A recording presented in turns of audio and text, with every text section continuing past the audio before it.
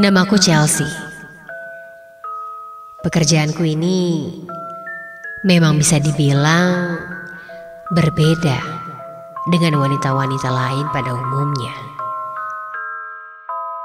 Memotret.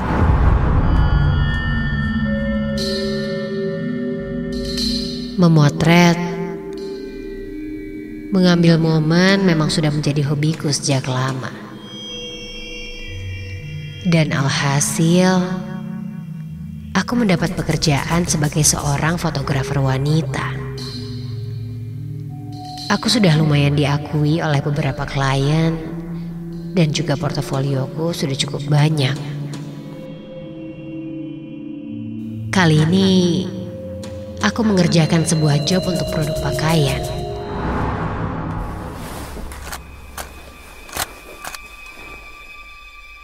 Di studioku ini, aku memang hanya sendiri. Sudah hampir 1 tahun sejak aku memiliki studio ini. Dan semua aku kerjakan sendiri.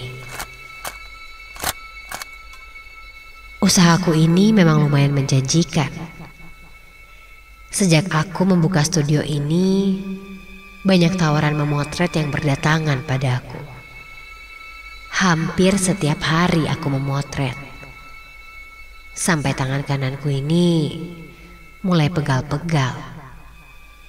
Tak jarang juga terasa kram.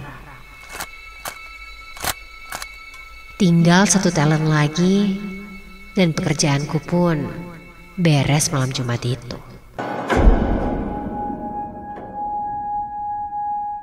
Yuk, kita mulai ya yang terakhir ya. Jangan lupa pose yang tadi, oke? Namun, entah kenapa, ketika di sesi akhir ini, talentku yang satu ini tidak berani melihat ke arah kameraku. Dia selalu membuang mukanya. Alin namanya. Alin, coba lihat sini sebentar mukanya. Kenapa sih? Cetusku kesal.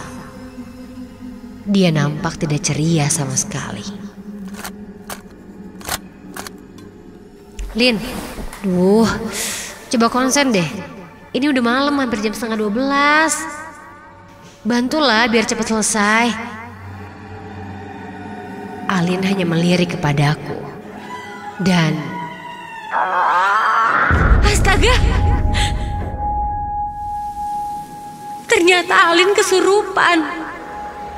Aku dan beberapa kru di sana mulai panik.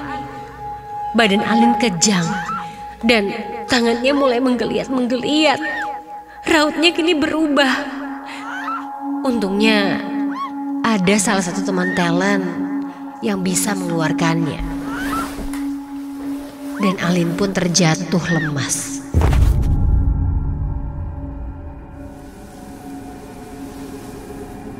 Keringatnya bercucuran, termasuk aku yang juga kaget.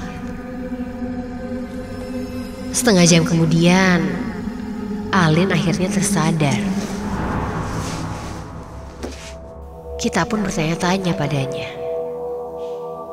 Ternyata Alin bisa melihat sosok makhluk halus. Dan dia memang sering kesurupan. Dan katanya tadi dia melihat ada satu sosok yang menempel padaku. Sosok itu menempel menggelantung di pundak kananku. Sosok kuntilanak dengan rambut putih. Dan tanpa perlu membayangkannya, badanku sudah merinding. Pantas saja, akhir-akhir ini aku sering merasa tidak enak badan. Namun, selama tinggal di sini, belum pernah ada kejadian yang aneh. Alin pun berkata ia ingin pergi ke toilet. Beberapa teman lalu mengantarkannya. Sampai tiba-tiba saja ketika Alin sedang berada di kamar mandi,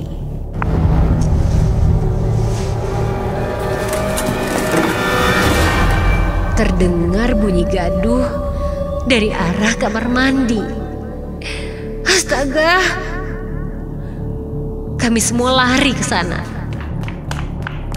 dan melihat kamar mandi sudah berantakan. Lalu terdengar teriakan lagi dari dalam kamar mandi. Alin sepertinya kerasukan lagi. Kami semua panik. Alin! Lin, buka Lin! Sampai akhirnya kita mendobrak pintu kamar mandi itu. Alin terlihat berdiri kaku menatap cermin sambil tersenyum tertawa-tawa. Matanya tidak bisa berhenti melirik ke arah kiri dan ke kanan. Kami semua memegangi Alin yang mulai memberontak. Kali ini matanya melotot dan melihat ke arahku. Kami mulai membacakan ayat-ayat suci untuk mengeluarkan makhluk halus yang ada di tubuh Alin. Semakin kencang kita membacakan, malah semakin menjadi. Kadang ia tertawa-tawa, tetapi kadang dia menjadi Alin yang meminta tolong. Suasana semakin memanas. Kami terus berusaha mengeluarkannya. Dan akhirnya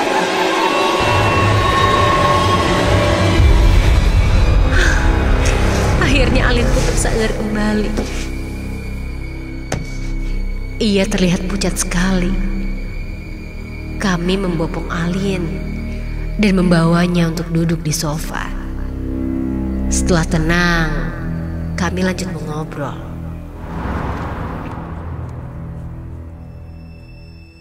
Alin sudah sadar.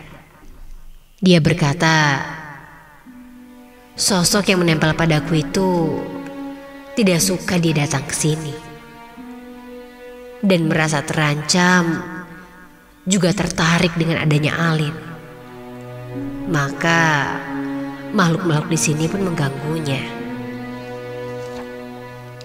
Menurut salah satu yang paham, katanya Alin ini memang sangat sensitif dan mudah kemasukan. Itulah yang menyebabkan kenapa sosok itu terus masuk ke dalam tubuh Alin. Dan mengenai sosok yang mengikutiku itu, katanya itu adalah sosok nenek tua. Alasan dia mengikutiku karena aku dibilang mirip dengan anaknya, dan dia menganggap aku seperti anaknya sendiri. Itu juga jadi alasan kenapa aku tidak pernah diganggu. Padahal sosok nenek tua itu selalu mengikutiku.